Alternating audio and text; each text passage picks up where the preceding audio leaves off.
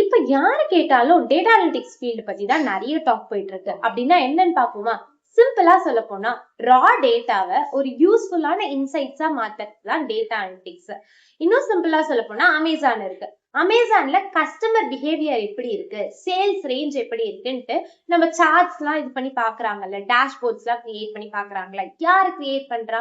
அவங்கதான் data analytics சொல்லுவாங்க. இந்த டேட்டா அனலிட்டிக்ஸ் சரி ஐடிலயும் சரி மார்க்கெட்டிங்லயும் சரி ஹெல்த் கேர்லயும் சரி எல்லா இடத்துலயுமே மெயின் ரோல் பிளே பண்ணிட்டு வருது. இதை எப்படி படிக்கணும், இதுக்கு என்னென்ன ஸ்கில் செட் எல்லாம் தேவை? ஃபர்ஸ்ட் இதுக்கு தேவையானது எக்ஸல் ஃபாலோட் பை ஒரு டேட்டா பேஸ் தெரிஞ்சிருக்கணும். அந்த டேட்டா பேஸ் தான் எஸ்கியூஎல். எக்ஸலும் சரி எஸ்கியூஎலும் சரி எதுக்காக யூஸ் பண்றாங்கன்னா டேட்டாவை கிளென்ஸ் பண்ண, டேட்டாவை ஃபெச் பண்ண, இதுக்கெல்லாம் தான் யூஸ் பண்றாங்க. ஃபாலோட் பை ஒரு ப்ரோக்ராமிங் லாங்குவேஜ் தெரிஞ்சிருக்கணும்.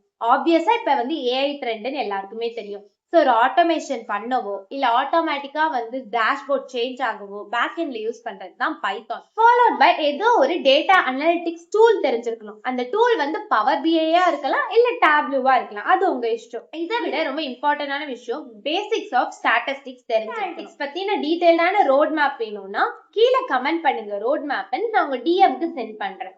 வித் ரெஃபரன்ஸ் யூடியூப் லிங்கோட சென்ட் பண்ண. இந்த மாதிரி யூஸ்ஃபுல்லான வீடியோஸ் வேணும்னா ஃபாலோ பண்ணிக்கோங்க. Stay tuned for next video.